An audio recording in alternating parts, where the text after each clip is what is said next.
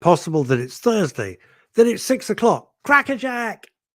No, it means it's the ABC of CBD episode 101. Cleans a big pig carpet for less than half a crown.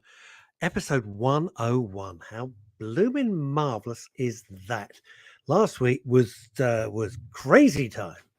It was so much fun. Chaotic, but crazy and huge fun. This week, we're going to bring some of that vibe. That's what His Serene Highness, the hunk of hemp, the Maharaja of marijuana, the Count of cannabinoids. You know him. Ladies and gentlemen, you love him. You brought him to the bosom of your families, Mr. Oliver Mammon. Yo, yo. Happy Thursday, everybody. Happy Thursday. That's the way that I say it. Happy Thursday. Why not? Happy Thursday. What is Crackerjack? When I was a kid, there was a show on TV. So going back 150 years. Shut your face, man bun boy. So back in 1867. Shut your face, cannabinoid count. Anyway, there was a show called Crackerjack, which was a huge kids show, absolutely massive. And every time one of the hosts said Crackerjack, you had to yell out Crackerjack, and the whole audience yelled Crackerjack. It went on for years. It was one of the best children's shows of all time. It was fantastic. So it's like if I say ABC, you've got to say ABC. ABC! ABC! That's what you were doing at home, right? But I'm not 6 Crackerjack! I know I look your poor mum sitting in the kitchen whilst you scream that word. My mum, because being an only child, they just shoved me in front of the TV, which is why I know every advert and every show.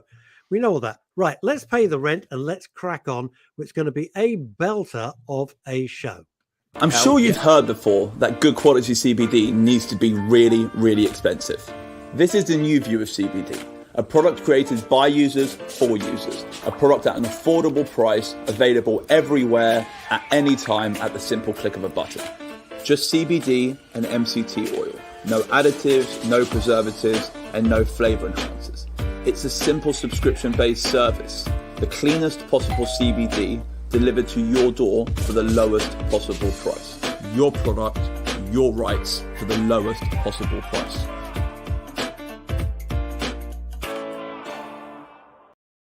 The 101st time that I've heard that advert, and it never ever gets stale. Absolutely, I kind of love it. Love it. It's a work of craftsmanship. I like that. Right, how Ollie you doing, Mammon, Russ? what's going on in the great world of Ol? Honestly, not much. Still, what's it called? Recovering from the overexcited hour which I had last week with what's it called? Like, I think between the dogs there must have been 30 people over the course of the day. But you know what? It really showed the love. It showed the love that everybody has for you, and they all came up. And I liked seeing Anthony. Philip Anthony Bevington. Connery was one of the first faces there. I was bless him for he's amazing. On. Tony's amazing. What a dude. I'll tell you what was very nice for us. What was really nice, so I sent out the message, all right, and I wasn't really expecting any feedback, and very often it's quite hard to, like, I'll send out messages quite a lot on a Monday when a guest bails on the weekend. I'll send out another message, and I'll send it out to, everyone and try and get a response, and a lot of people, they're very busy. So I sent out this message on, like I said, Monday, Tuesday. Yeah. And, I mean, we got so many responses. I tell you what, I'm quite happy about. I'm really happy that 100 people didn't show up because I think I might have died. That would have blown my system, and it would have blown all the systems of men's radio stations. I think I might have died on the edge. But I mean, like it was just it was incredible, and like the conversation was great. It was really nice to like catch up with Callie, and it was. I love the fact that the folks were in Tennessee and kept wandering in and out. That was fantastic. It was amazing, and what a gig that was. It was a very nice reunion. Do you know what I mean? It was a very nice reunion. I also got a few messages on the Friday from people, like the Jamie Bartleys, the Christopher Taskers, Sam Cannon. Did any of them say? Did I leave my scarf with you? I can't find it. No, I'm cold today. I'm freezing. This temperature drop has kicked my ass. Anyway, it was just really nice kind of getting everyone together. And, hopefully we can do that again sometime because that was actually one of the funnest shows I think we've ever done. I don't know why don't we bring on your charming guest who I was chatting to before the show, who's hiding in a basement somewhere in London. Shall we do one guest or two? Well, I've got one guest. Is Jade not there yet? Shiona said, bring on Shiona. Let's bring on crazy name, crazy gal. Shiona. Hello, Miss Redmond. birthday. How are you, my darling? I'm very well. How are you both? Very good. Long time no speak. We're good. Thank Long you. time. Thank you for joining the ABC of CBD. Of course. Thank you so much for joining us today. Now, you missed last week. Okay, I did invite you, but you missed last week. She didn't like you that much. She clearly had other things to do. Now, what I really liked about last week was the format. So I've actually tried to, what's it called? I've tried to replicate it today. You tried to replicate it. But all right, two of the three guests I invited about. So worst case scenario, me and Shiona have a nice little catch up. We can bond. I'm not worried. Ollie and I can talk, can't we, Ollie? Oh, I can go make a cup of tea. now. I can go make a cup of tea. And also, Shiona, what's the good thing? If they don't turn up, they're on the banner of shame. The banner of shame. The banner of shame. I just made that up. Very good friends of mine as well. So. Yeah, they're good friends of mine too. We like Jamie. That's why Jamie it was so much fun. Jamie Wood's got a brain like a planet, that fellow. Jade came and celebrated last week, and she's just missing this. It's just she's missing it. Maybe she's you still never know. recovering from last week. Jade may log in any second. So Exactly. thank you for inviting me on. I was gutted to miss last week. Oh, we were gutted to not have you there, to be honest. Yeah, with you I know think what you missed, would've- Shiona? You missed the cake and the going home present in the little bag. He went to so much trouble, did Ollie? We did So VR much trouble. champagne. Oh, the whole Seriously. thing. Beautifully. VR It was champagne. beautifully catered. Is that Oh my God, the proper? You catering can was see the fantastic. bubbles. Do you know What what I kind mean? of cake are we talking? Wedding cake, Ollie? It or- was, well, Ollie, we did two. We did Great. my favourite, which is Victoria Sponge, and Ollie wanted a nice red velvet cake with Lovely. a beautiful replica of his face on top of the cake. But in red It velvet. looked gorgeous. Fantastic. Honestly, Who got to Shiona, it cut was the worth cake? Was what? it you, Russ, or What's that? Ollie? Who got to cut the cake with Ollie? Oh, Ollie, it's Ollie's show. Virtual knife. Virtual knife. And they don't let me near knives. By the way, for everyone who watched last week who didn't see a cake, there was no cake. Okay, just throwing it out there. Yeah, Russ is they're on just, like a they're little just making radio. me feel magic. bad, guys. Throwing it out Magic. there, like whatever Russ has taken today, we should all take some. I mean, Do you like, know look, what I as did? someone who is an expert on psychoactive All- substances, whatever Russ all has taken, I hail- want it. All hail the Hempress. Hi. My little subject. All hail the Hempress, Jade. Oh, very sweet. How are you doing? How's it going? Sorry I'm late. You look like Poison Ivy. Seriously, Oh, yes, like, that- like, the you movie, understand? yeah, You've like got all the the film. plants around you. Yeah, and stuff. Uma It's Thurman. like a proper, you know, like Uma- Batman. she is villain. replicating Not Uma Thurman's poison role. ivy. Healing ivy, no? Healing Ivy, Healing Ivy. helping Oh, okay. Ivy, It would be a good documentary, wouldn't it? Good helping Healing Ivy. healing ivy. I actually reckon that should be a movie. Helping Ivy, healing Ivy. Healing ivy. I reckon Yeah. so. Or, Yeah. or leaving Ivy. I'll tell you something interesting, and I'm not going to mention any names. Recently on my daily show, I had a guest, and I'm always very worried about people who come on. I'm going to be very careful how I choose my words here, but it's really an endorsement of everything that Jade Shiona, and especially that Ollie does. And this particular guest came on and was promoting something that, to me, this is just me, sounded really pretty dangerous. And I did ask in the middle of the conversation, I said, what are your medical qualifications? What are your qualifications? None, right? And it so made me think how hard all of you and all of Ollie's guests, and I'm just a passenger here, I say that every week and it's true, how hard, how much you believe in it, and how much you've put back. But especially What did Ollie, this dude do, Russ? Because you've left I'm me just discussing with completely you blank. after. I've got no idea what you're talking about. I need to know what did this guy do? Don't mention a name. Tell us No, the I drugs can't. he's It was a particular. I call it drug. They did not call it drug. That was meant to help with certain situations. I'll put it like that, and it just sounded pretty on the edge to me. Whereas I'm so impressed by what Ollie does, and obviously you two are here, which is testament to how you feel about Ollie Mammon. You know how he breaks it down scientifically, and everything is tested and tried and true, and it's very important. That's I how want we to know who Russ hates. All right, I everyone, don't- let's no, go no, back. no, Let's no. watch the Daily Show. I If don't anyone hate- knows who Russ No, is no, talking no, about, no, please no. mention it in Ollie, the comments, just so Ollie, I can actually Ollie, have any idea. Ollie, Let's not misinterpret what I'm saying. I didn't hate. I know person Veronica's at all. watches your daily show. Veronica, what is he talking No, about? Veronica Please wasn't. fill me in. Veronica, Ronnie, as I'm going to call her, was not on. Anyway, let's crack on. All I was trying to do, of course, only you could throw it back in my face. No, I'm just Pay trying to you a great understand. compliment, Not throwing you it back in dick, your face. and now you're throwing it back in my face. Just trying to understand. You're showing off because Jade, the Hempress, and Shiona's here. You're just showing off. To be honest with you, can you blame me for trying to show off in front No, of them? I can't. Exactly. There you go. So Right, off you go. Off we go. So basically, I want to try this new format for a show. All right. Like after last week, I really liked the whole discussion that kind of emerged. You know, like I like the idea of having different opinions on the screen, which wasn't just mine and the guests, you know, and a continuous of my opinion. So I wanted to kind of create more of a call it a discussion platform. Now, one thing which we've always kind of said this show is it is a, you know, like an industry platform for everyone to share their stories and everyone to share their everyone to share their truths of what they're experiencing. Now, sometimes that can be difficult when there's, you know, a leading narrative or there's someone kind of controlling the conversation. So what I wanted to try and do in this next few episodes was try and explore this new format where we can kind of have conversations and almost create a bit less of a story about a person and a bit more of a discussion around a subject. Because, you know, a lot of the stories which we've done on the show have always focused on lives, like on both of you guys. When you guys came on previously, it was very much about your personal journey, your personal story. I don't aim to stop that on the ABC of CBD, but I would like to get a few more, you call it discussion topics, kind of a few discussion topics and a few, you could call it conversations as opposed to narratives. So this is the new format of the show. You'll be seeing more people on the screen. The topic for today is being a creative in this marketplace, how you harness it, how you control it, and how you utilize it to reap maximum success. Our guests today, Shiona Redmond and Jade Fernley Pascal, still my favorite triple-barreled name. Jamie Wood was supposed to be here, but he bailed because, well, he thinks he's better than us. So good for Jamie.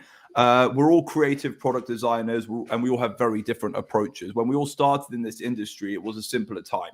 It was us, our imagination, and the chosen ingredients we had at hand. We tweaked existing knowledge, we invented new ideas, we researched, we learned, we formatted, we formulated. There was no dictator to what we were doing except ourselves. We knew what we wanted to create, and we were all very much self-driven. Every product we thought up, we created for better or for worse.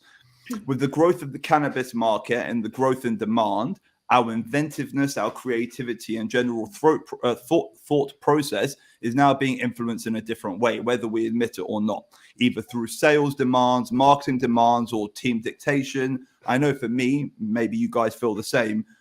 You know, you cannot just create what you want to create anymore. Things seem to have more of a structured framework around them. For example, when I first started making products, I used to have patients come to me. They had problems. I would design a product for that patient, and that patient wouldn't ask about the price of the product. They won't ask about the price of the ingredients side of it. They just want to know. They wanted a product that was right for them. We designed that product for them. Nowadays, a lot of the product design which I do, I'll work with a brand who wants to release a product onto market. There needs to be cost points, and there are chosen ingredients which they want to use because they're marketable ingredients. There is a lot more, you could call it, controlled around the way I have to design as a designer, which is fine, and we adapt. You know, we adapt to survive. But in reality, the thought processes that I used to have, I can't have anymore. Now, I know, Shiona, you love designing products. You know, you've taken this life of knowledge into designing your products. Jade, I know you are an incredible product designer as well. You know, how do you find that, you know, from where you started in this industry and the way you started creating products, do you find that you still manufacture and design products and create in the same way? Or do you find that you're also a little bit more, you could call it, controlled within this structure, which other people are kind of putting around you? Jake, do you want to go? Do you want me to go? I don't mind. Yeah, I can do. I mean, I guess there's just less time for being creative. It's not that we're going to stop doing it, and we're always, you know, there's that thirst for knowledge and trying to discover new ways of making people feel better. And, you know, we're still at such an early part of the journey in this, you know, cannabis industry, and like, you know, almost backtracking from, you know, the olden days when actually it was a really prominent plant medicine. But yeah, I guess I guess still doing it, but there's sort of less time for it as demand, and like you said, the bureaucracy and all the sort of new sort of legislations in place kind of sort of block us a bit and put us in the box that we've got to select these products, which, you know, it's great, I guess, as you're upscaling to go to a mass market to help people on a bigger scale, for those things to be in place. But it is important to be able to keep, you know, playing with ingredients and seeing what different things work for different things, and that's what we do. And for me, that's what I'll continue to do. And I guess, yeah, you know, jumping through the hoops on at the same time. It's like, yeah, it's made life a bit harder. It has, but you know, as things grow and upscale, it's inevitable, isn't it? It is and it's not, because that's kind of where I am. That's why it's like it's one of those, like, I could see I kind of thrown you both a little bit with this question, but I kind of wanted that because I know you're both creatives, and I know that, you know, just like me, your journey in this industry started with you in your kitchen wanting to make products for you and your loved ones around you. You know, like, none of us had dreams and aspirations of taking over the world. None of us had dreams and aspirations of creating brands, which other people. Me and Jade did. We had that dream, Jade, didn't we? The world with Canna. No, because I didn't have that. I didn't have the dream of being in every show. I wanted to make products for people. I wanted to continue that. But this whole idea of, you know, I wanted to create the products that I wanted to create. I didn't want to create the product that they wanted me to. I'm not saying that I don't like doing it, but there's a certain control. So, you know, like right now with cannabinoids, we can't use them because of like legislation and law. It's harder to, especially from an edible perspective, to design products with cannabinoids. So as a product designer, when I was working in my kitchen, making products for people who would come and see me, didn't really have to follow those laws anyway. Like, theoretically, if I didn't go into the future, I would still be able to manufacture products the way I used to, because it was very personal. Do you understand? It kind of puts me in this 100%. I don't know, it's just, yeah, I completely get that. And I think what's the main thing for me is just what are your brand values? What are your product values? What are my personal values? Because you're right, when you start in the kitchen, like I did with my partner, you're making in batches of 20. Let's say you're making in small, tiny batches, little artisan luxury batches that you're distributing out to friends and family, waiting for some sort of feedback, waiting for the community to come and report back to you. And then you're trialing and testing and kind of moving things around to try and get that kind of perfect formula, I suppose. or drastically changing, right? So you'll make something and you'll make a mistake and you'll be like, all right, this is the formula now. Everyone's got used to one product, but you're just going to change it. This is better. All right. And like, you can't do that now. So it's like, if, you know, like I've got a client, I've got clients I manufacture for, and I know I can make their product better. Yeah. But just can't, because now they're in market and now there's a standardization. They now their product standardized. There's no changing it. There's no tweaking it, which has kind of put us in the, but definitely makes me feel a little bit like, but I can make it better. And it's like, I was thinking about this recently. I was thinking about the start of this journey. And I was thinking about how, you know, when I first started here, 2015, 2016, I started properly making products in my kitchen.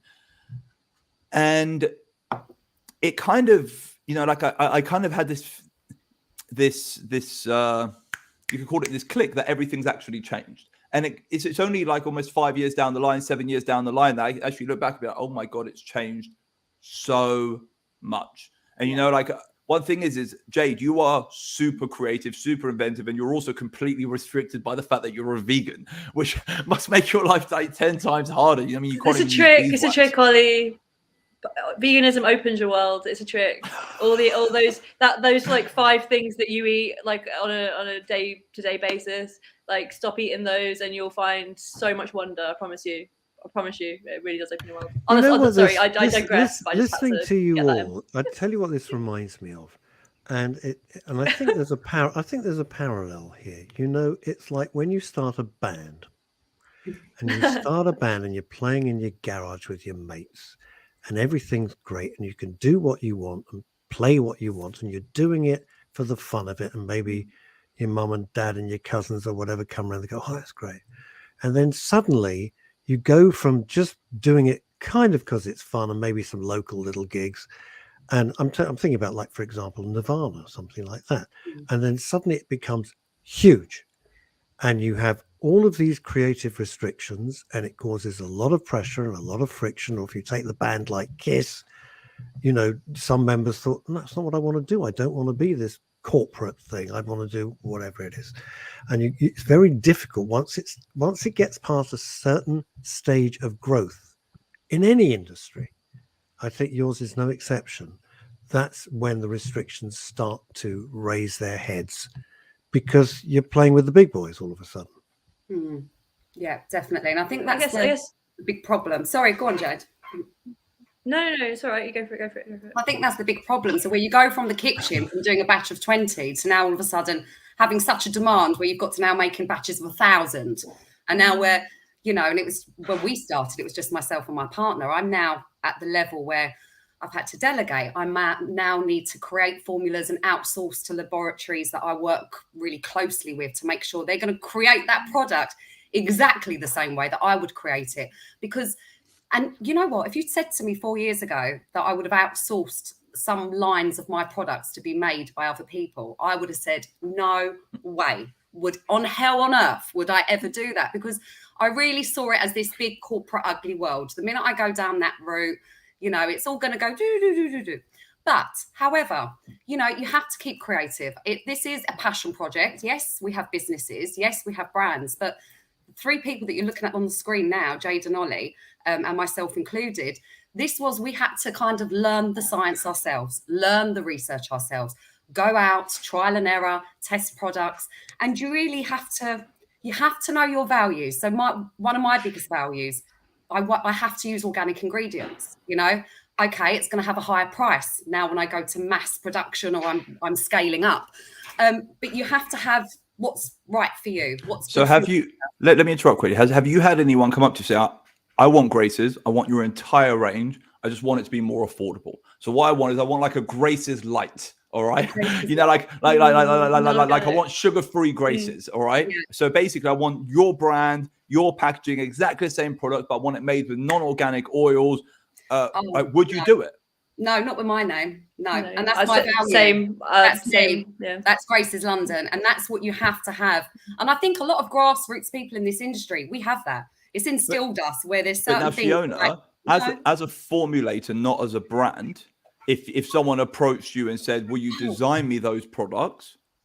I do. And I have done. I've designed many different cannabinoid products for people. And that's the fun bit. I love the creative formulating side. And if they don't want to use organic ingredients, or they want to use maybe an extract that I wouldn't prefer, 100% under their brand's name. I love working with people. I love being creative. But under my brand's name, definitely not. And I know that Jade and I, this is something that's come up every year. We have to recheck in with our brand and recheck in with ourselves and the market and industry and try and gauge, what are we going to do? How are we going to move? You know, there's 2 things here which absolutely fascinating to me listening to this conversation.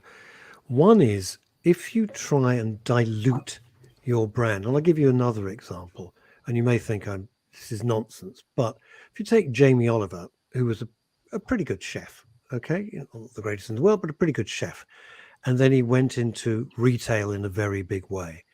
And I think, Shiona, if I'm reading between the lines, if you take your eye off the ball and you get too big and your brand values get too diluted, you're going to have a huge problem, because it becomes a nothing, doesn't it? It just becomes another product. Another product to make money for a means to an end. I'm kind of, you know, there is a lot of different business out there that do that, but I think where me, Jade, and Ollie come from, this is a multi-dimensional approach to products. You know, we're not saying that a product would cure you or you need to do it this way, but what we have learned over the years is giving us valuable information to be able to make an actual product. So I just really stand my feet in the ground with that. Yeah. As long as it's got my name on it, Russ, it has to be. No, because you are, Shiona, you are the brand, and that everything that you produce has to have your brand values. It's essential. This is where products go completely wrong.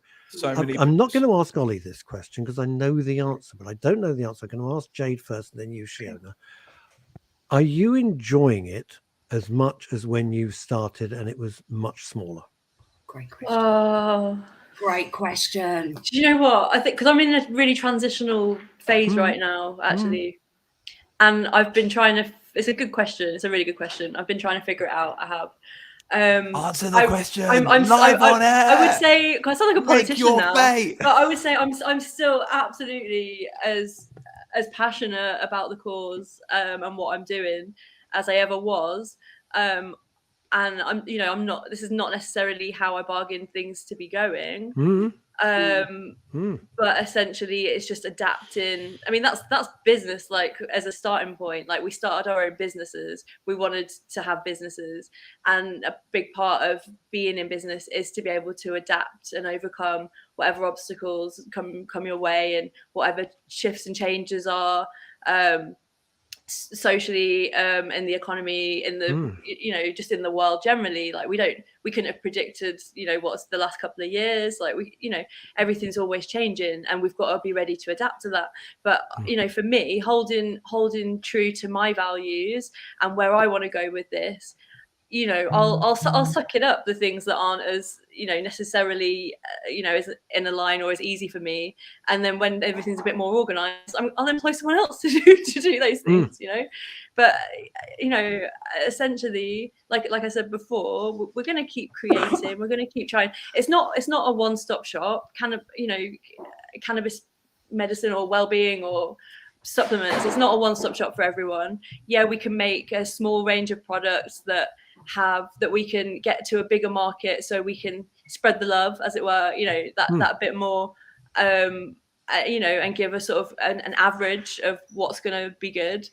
But yeah, we're going to keep trying to find stuff out, and things are going to change with the laws, and the industry's getting bigger and bigger, and we're actually in a really, really great position, to be able to build something great, and if we can hold true to our values, we can really pay that forward and do the good work that we want to do. Like, that's my speech. You didn't answer the question though. That's the issue. You didn't answer it. Are you enjoying it more or less? It's a simple more or less.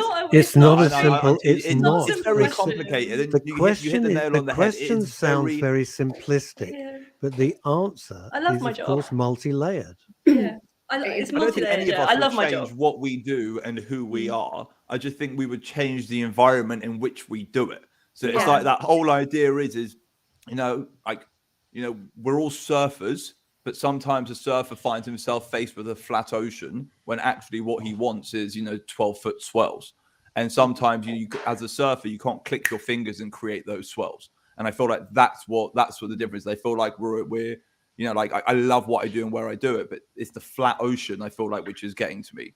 Do you agree with that? Disagree with that? Well, 100% agree. We need a speedboat, on that flat ocean. And I suppose I'm going to be incredibly honest.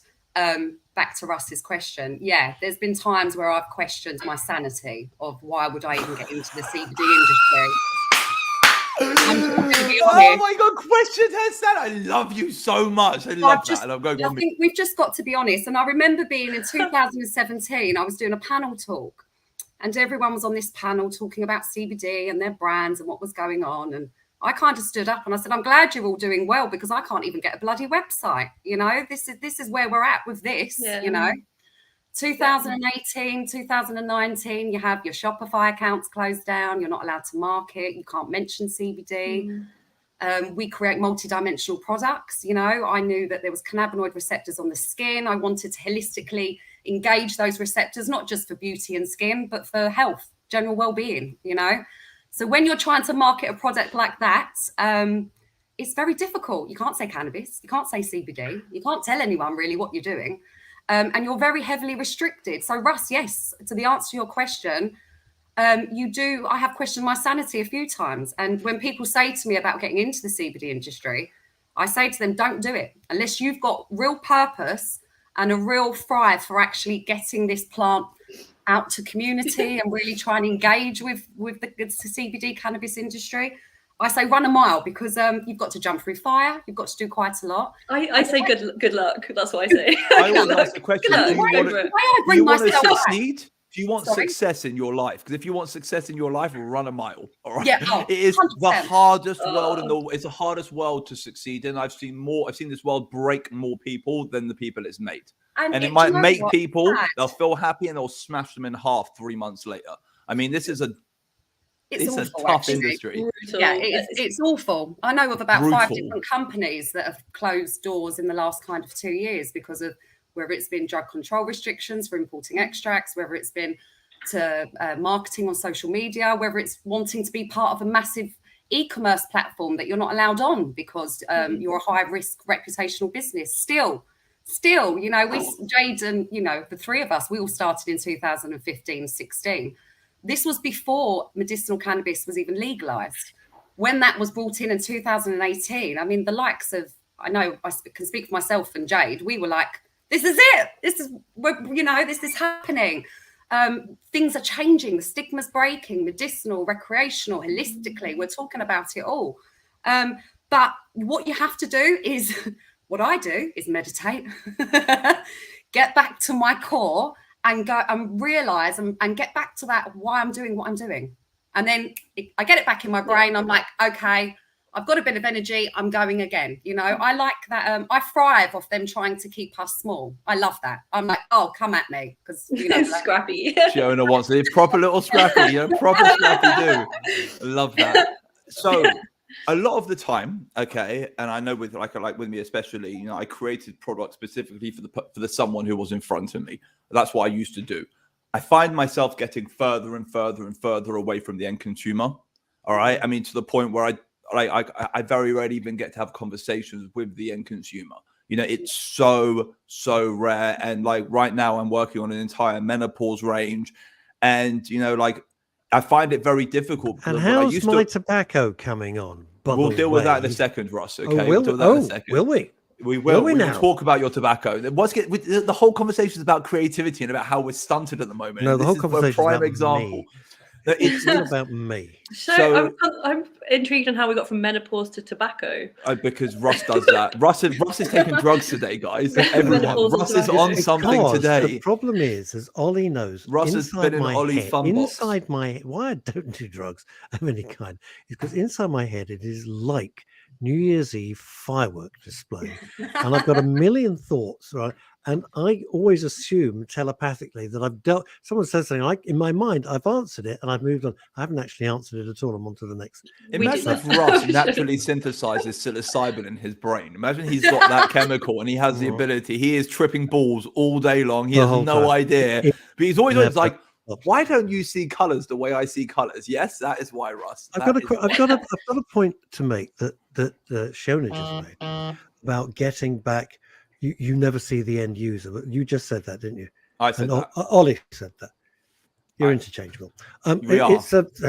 She's so much prettier than me, dude. Don't do that. Well, she's like blonde. I'm not allowed to say that in 2022. I end up on the front page of the Daily Mail. But you know, if it was where I normally live, yes. So here's the thing: you don't see the end user, so you don't have that conversation. I co-founded Men's Radio Station a few years back, and you know, had a vision for it and where I wanted to go. I don't really get an interaction. I get all the guests and everything like that, and shows like this and my own show, etc., and other shows that we do with psychiatrists. But I don't get. But when I get interaction, I get a private message. Thank you so much. XYZ, doesn't matter what it is. It's irrelevant. And I go, there we are. So that must be like very much the same as when you guys create your magic, as I call it, your voodoo magic. I don't know what you do. I've never understood it. It's terribly clever. And it clearly works because it works for me, thanks to Ollie Mammon, who's changed my life in many ways. Pleasure, Russ. It's the same thing, isn't it? It's like you think, that's why I'm doing it. Now I remember. It means a lot. It really, really means a lot. So I'm not the emotion's still there, and like hearing how products help people is amazing, and knowing full well that you know we're designing like more and more and more people. It's actually ridiculous how many people in the UK consume products that I make. All right, so I'm still theoretically right next to the patient, but my communication with them is different. So when I first started, it almost like I had a problem first. And then after speaking to that person and immersing myself in their life and their problem, I can understand what they're needing. And with my knowledge of ingredients, I designed a product for them. Nowadays, what happens is I get a problem. So I'll get like this title of menopause. I haven't got a patient who has menopause who's come to me, who's asked me to help them, who I'm working with specifically on their ailments. I've taken this giant umbrella of menopause, the 363 different ailments which incorporate it. Is everyone Great there? idea. Yeah. All right. What's a great idea? Well, Menopause. the whole thing. I'll tell you why. And You're having a little because- mushroom moment where you're going to take me completely off the topic. no. I'm keeping you on. I'm keeping you. Oh, such a dick. I'm keeping you on the topic. All right. And the topic is this. Very often on men's radio station, which is this, on the Daily Show, we have experts on to talk about the menopause, and the extraordinary impact those shows seem to have, and the interactions that we have. It's a huge It's issue. such an important It's a topic right now monstrous issue. because it's almost like it hasn't been spoken about. It's so No, it hasn't. And the other it's thing is, mental how it hasn't been spoken to about. mark your card with this, and some bright spark said to me, "Why are you doing the menopause? It's called men's radio station." By the way, 50% of our audience are women, and I said, "It's very simple, because either your wife, your sister, your partner is going to go through it, and you're standing there like an idiot, thinking, I don't know what to do. I don't understand what's happening. Help me through this a little bit." So it is a huge topic. And it covers so much more than my friends when we go out for dinner, sitting there with a fan in their handbag as No, they 1,000,000%. recreate Niagara Falls. You know, they're like melting, and it's a lot more than that. No, And So now well we're done you, learning- Ollie. Well done you.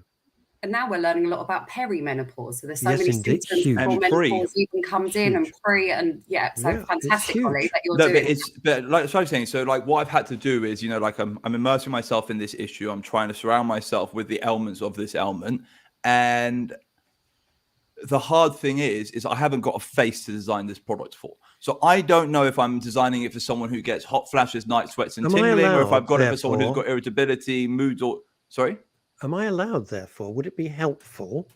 I didn't know you were doing this. Do you want me to put you in touch with some of the people who've come onto my show?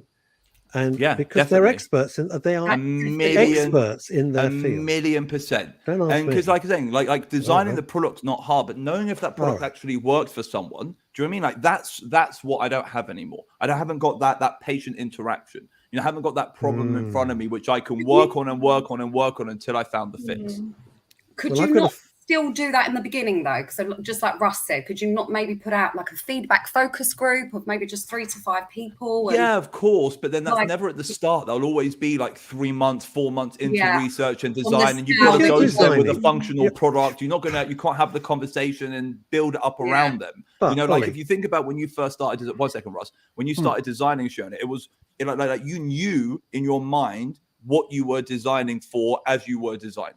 All right. Yeah. Like there was an idea. Now, if I came to you, I was like, look, can you design me something for, I don't know, shingles? Okay. Like, unless you've got someone in front of you with the shingles, you're going to find it quite difficult to get your head around what this person actually needs, because whatever he's suffering from, it's going to be ready to, like all of our pain, it's all very personal. And I found that it's just like, it's one of the biggest issues, one of the biggest hurdles I've got at the moment as a designer is getting back into the head of the person I'm trying to design for, because I don't actually know who they are, if you know what I mean, because I'm so far removed. And Jade, I know with you as well. I know your numbers have gone up and up and up. I know that, you started as proper cottage. All you wanted, you always had interactions with the end consumers. You always did. And I know now you're not. And I can assume that's extremely difficult. The fact that you're making all of these babies and you used to see all the smiles from people consuming your babies, and now you don't see those smiles anymore. So now you have less of an emotional connection with what you've actually created.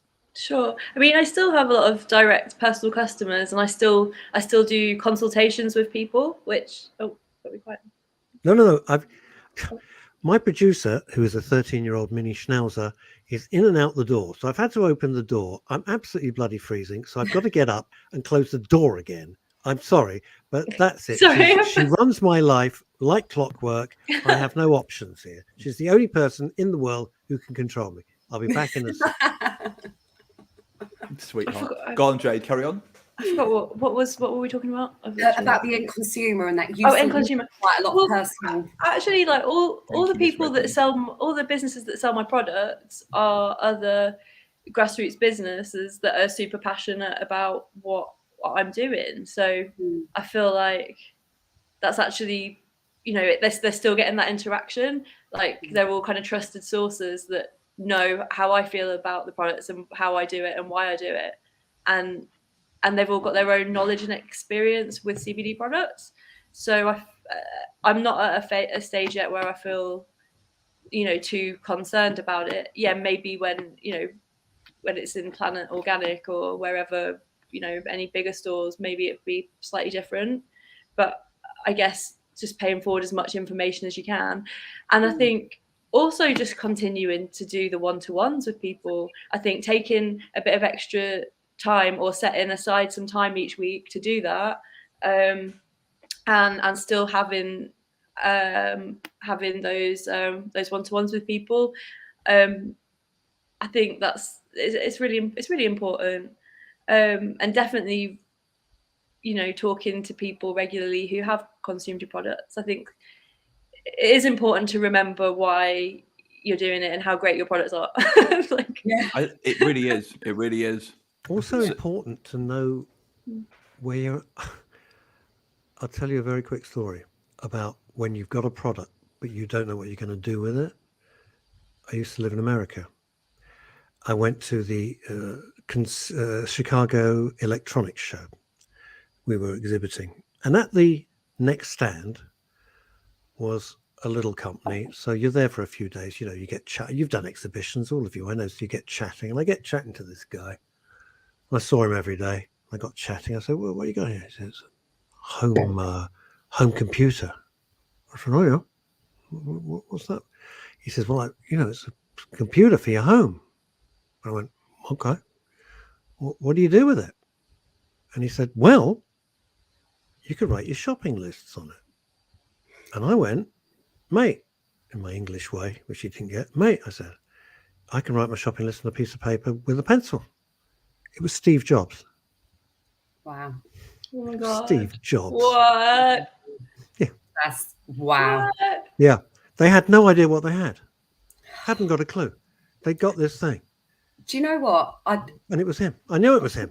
I've seen the early pictures of when I was out there as a kid working out there. It was him. They were just starting out. They were exhibiting. Mental. Next to where I was. I've never forgotten the conversation. That's unbelievable. It's And pretty freaking cool, dude. Yeah, that is. It's pretty freaking cool. It's not the question of it's cool. My point is you create. It's cool, Russ. Take the compliment. All right. Take cool. the freaking compliment. All right, fine. But the point is, all of you, it's like You had Steve where Jobs' do DNA you on your want- hand. Oh my where God, that's crazy. Oh my God. You could grow your own Steve Jobs. Yeah, if you were I Steve got other things to do, Ollie, but thanks all the same. But the thing is, you're creating all this and you're thinking, well, what's my long-term plan? What's my 1, 3, 5 year plan? Because you're all now, and I guess the thing is what you're probably wrestling with, and I'm just guessing, I mean, because Ollie knows you and I don't, but it's like I want to go back to those happy times when I'm in the kitchen and I'm just using the kitchen as an example, but it's a physical example and it's a kind of metaphysical example as well. But I can't. I've got to grow this, and when I grow it, some of the things that I love, I have to make a deal with myself and put them aside. I've been like that. I've grown businesses where I was so happy when it was me. It's hard as a creative, though. It's hard as a creative.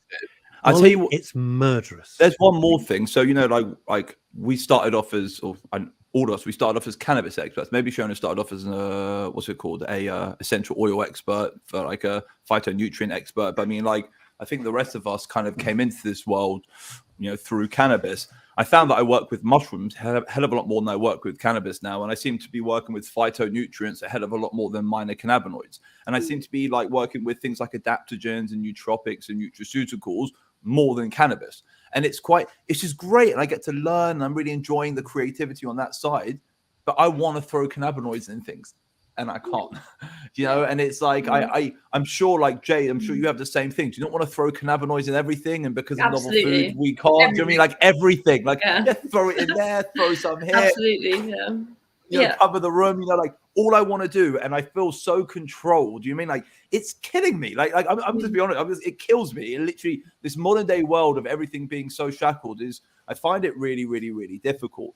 And, as a designer, I find that my creative fuel, I call it my bubbles. I find that my bubbles have been like less, flowy recently. They've been less floaty. And I just like, it's more like everything's more strategic. then they're like everything's like a strategic plan and like strategically formulating as opposed to inventing and creating and innovating and like you're saying, tweaking a product on a Tuesday that you've made for 100 people already, but you can make it better. I'm going to take out this essential oil, put in that one because it's a better quality essential oil. Everyone's used to the last product. All of those I find it so difficult. I'm sure you guys feel the same. I'm going to throw in a bit of advice because all three of you are younger than my kids. So I'm going to say this. When you're very creative, and you're all very creative, right? Obviously, that's what you do. Creativity runs through you like a DNA. And you find that you can't imbue your life with that creativity because the business has grown, because there are regulations, because there are restrictions. It doesn't matter. I find the only way to do that in order to keep you and to get Ollie's bubbles back, and it's a phrase he uses a lot, is to do something else tangentially, which is your creative outlet. Because otherwise, if you're creative, you will get very frustrated. And it's not the fault of the business. The business it's definitely not the business's fault. It's not the fault. No, what I'm saying, not the fault of the business. It's not the fault of the business. It's the business doesn't like you, not like you. It's just the business. And it's going to grow, and you're all very successful, and you're all going to grow you grow your brands. So if you are very creative, I find something else, it doesn't matter what it is, and throw a little bit of my creativity into that, and that satisfies you. And then you can think, right, this is my business side. I know it goes against what you set out to do, but it's life, trust me. This is my business side, and I can shove my creativity, funnel some into that, and it makes life a bit more palatable. I think it's always chasing that creativity. If you're a creative person, that's what, I get bored easily. I'm sure Jade and Ollie are exactly the same, And me. I think I'm going to be making rollerballs for the rest of my life because I'm just going to keep adapting them and changing them because I'm always trying to just make a better version or a better kind of product.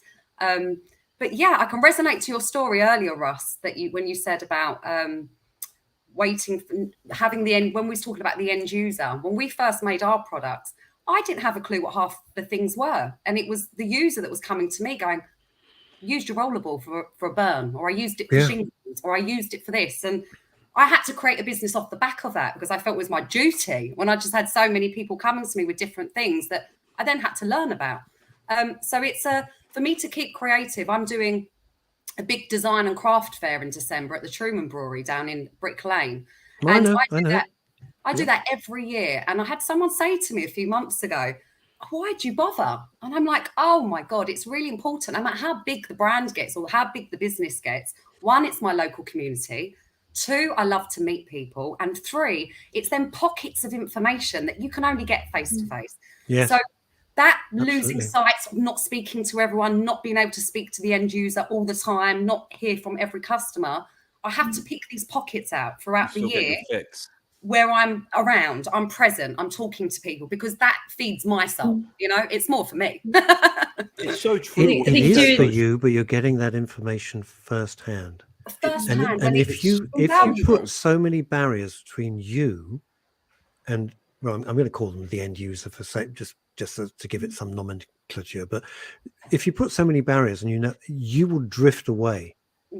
That's the problem. You will drift away and lose your purpose. And also the products might be going completely the wrong direction. You look at Facebook. Yeah. But I do get it, Ollie, what you're saying. It is a hard one. It's hard. But I tell you what, it's like you just hit the nail on the head. You've made me smile because I'm thinking, when you said you learn from your clients, your client will come up saying, 100%. Did you know that your product is the best thing in the world for, fungal infections? And you're like, sorry, what? Like, yeah. So I've got this fungal infection, so I put your balm on it. I was like, why? They were like, because it's a great balm. So I put it on, and it's gone overnight. 12 months of steroid cream couldn't get rid of that, but this fungus, got it.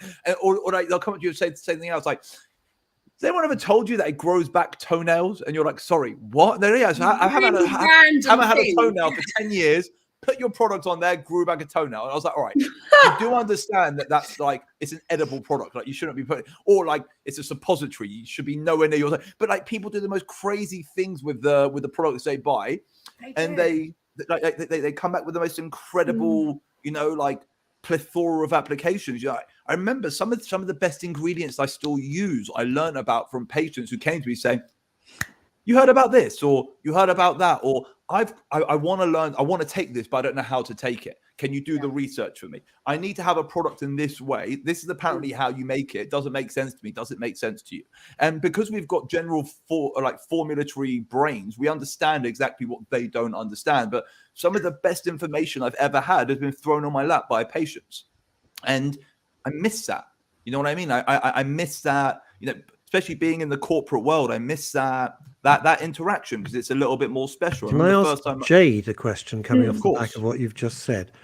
When somebody comes back, you've created product, hopefully in your mind, all three of you, to solve X, and then somebody randomly says, "By the way, it's great for whatever," and you go, "Jeez." Do you then look at, and this is my punter's question because I don't know, do you then look at why what you're doing might do it? Do you look at the formulation thinking, well, why, fungal run a infection, deconstruction why on does the that, ingredient? do you look at it like, why does that work? How does it work? Is it a happy accident? Or absolutely. Absolutely. And I think I've learned so much about so many different ailments and illnesses over the past years, things that I'd never heard of. And I think having a basic understanding of all these different things and like human anatomy generally is a really important part of what you're doing. So I guess it goes hand in hand, I guess. It's like like people that do massage have to do all the anatomy and physiology. So it's just sort of the theory side that comes along with the alchemy and the creating, I guess. Alchemy. It's just a natural that thing. word. Yeah. Because I think I do think of the three. Where the witches at? I do think of the three of you as modern alchemists. That's exactly what I always think when Ollie's talking. We've been chatting on and off air over the last couple of years, and I always think of him as he is the modern alchemist, and as of course are you too. That's exactly what you're doing. Fascinating. I find it absolutely fascinating. Really. It is fascinating. I'm also quite happy that you girls suffer in the same way that I suffer with a little bit of detachment. To be honest, it's made me feel a lot better. It's almost been like an hour of therapy today. I kind of it's quite nice to know that I'm not alone, and it's also quite nice to know for that you've both found almost ways of counteracting that detachment. I think it's very important. I think it's stuff which I'm obviously going to have to bring back into my life because I do miss it. I really do miss it. Find it in different ways. That's definitely it. And I think it's something that you're consistently working on. Me and Jade constantly check in with each other, being great friends from the early days. I'm like, how are you? How are you? Levels are low, energy's low, dealing with this right now. That's a great thing as well. The people that started in the early days, we're all very connected. We don't see each other from one day to the next. But if I need to message someone for help or advice, or if someone needs to come to me, I just helped someone set up their website yesterday. We're there. We're a big solid community. I swear I reached out to you for some human resources advice for one of my buddies recently, right? No, but I'm saying, but my old life. but I'm just saying it is. You are right in this industry. It's quite funny that like whenever because that wasn't for me, that was for someone else. I was like, how does he even know? All right, I'll put two A and B together.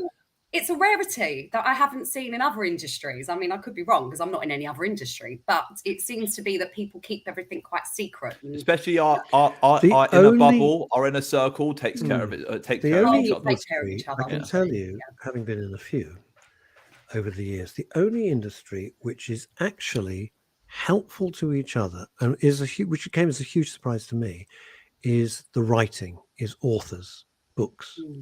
Not publishers. Publishers are pretty much monsters, but the actual authors are so helpful to each other, creative, so supportive, so nice, so friendly. It is astonishing, absolutely astonishing. It astounds me. Astounds me. You've really done the work to get it out there for the highest good of all of us and everyone. You've got your Dr. Callie's and your Mary Biles and Dr. Danny Gordon. Do you know, I've literally got all of them here. I've got like 100 canna books here, and it's important. It's important. You have to do the work. You have to do the reading. And is Danny still around? Sorry. Is Dr. Danny Gordon still around? Yes, she's still around. Yes, still around. She was at there was like a big patient conference. Medcam conference that was last week. Yeah. Very Kind of cool. like How the was Friday that? before last, she was there. Yeah. Was it good? I caught the online one, and it seemed quite good, but I missed half of it because I had other meetings. I But it just say seems- once it again, was- I'm so detached from the scene. Yeah. So detached. I don't even know anything anymore. Oh you my know what? god, it's like walls. The walls are in front of me. We all feel like that as well, Ollie. It's hard to keep up, but I suppose that's the other thing, is that we all had a love for the medicinal qualities of the plant and the holistic therapeutic qualities of helping people. So I think I lose sight of the medicinal side of things. And, you know, Jade will agree on this, that we started as activists.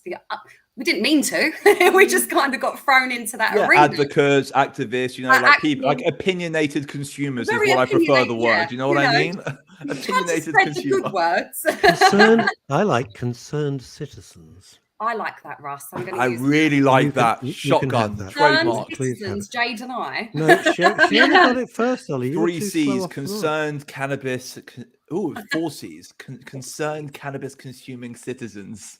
I like that. The 5 C is the committee. We could start that. Yeah. The concerned cannabis consuming citizens committee. The 5 C's. I think we should 4 set it members up. already. 100%. But I think we lose, as more that I go into beauty and cosmetics and CBD, I kind of have lost sight of what is going on in that arena. So people like Medcan and Do amazing things. They're doing such amazing stuff. And I think, I mean, I know that I'm looking at myself personally and my brand of the next couple of years of how can I re-engage back into that side of trying to help, not through Grace's London brand, but through myself as being a founder to a CBD company, you know, because it's important, you know. Can I ask a slightly cheeky question I'm going to ask Jade first and then you, Shiona. Is this, when you're watching TV or whatever, or you go into Boots or you go into Superdrug and you see these ranges of products and suddenly they're all on the bandwagon. So there's you two. I've discussed this with Ollie, so I'm just going to ask Ollie's Russ guess. is trying to wow me. I'm trying to what? I'm not. I'm trying to what you? Trying to piss her off. That's what you're trying to do. No. I'm only messing. I'm messing. Mess away. What I'm thinking, do you go, oh yeah, that's a good thing, or do you think, oh yeah, right, okay, this is nonsense. I've been slaving away at the coalface. You guys come in with your multi-billion pounds marketing budgets, and really it's rubbish. The products. I'm not saying they don't. They're not going to be as efficacious as what the three of you. How do you feel about that, Jade? Hempress?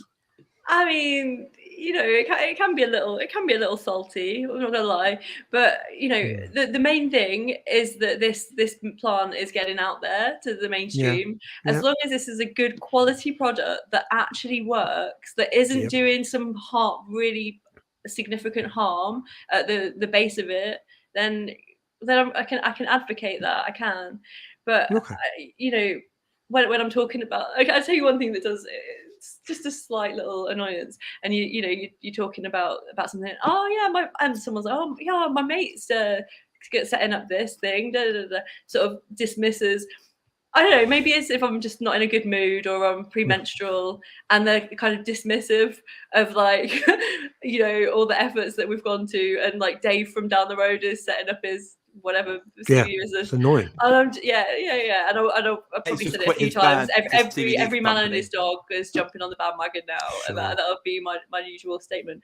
But I think, you know, going through the right channels, the right platforms, the right sales, you know, the right shops and the right products, we can't really say that this is a bad thing. I mean, I guess I'm going to dig to the bottom of who are the financial beneficiaries of that. And then it might start to irritate me and annoy me. But shareholders is the answer to that. Due diligence. People in the city. People in Canary Wharf. Shiona, how do you feel about it? You said you were going to be riled. Oh, we got 45 seconds. Go on. It's not just CBD industry though as well. It's everywhere. I have 2 young daughters and they're very heavily into cosmetics and products. So I don't want to just narrow it down on CBD. There's a lot of rubbish out there, and that's it in every industry. Food supplement.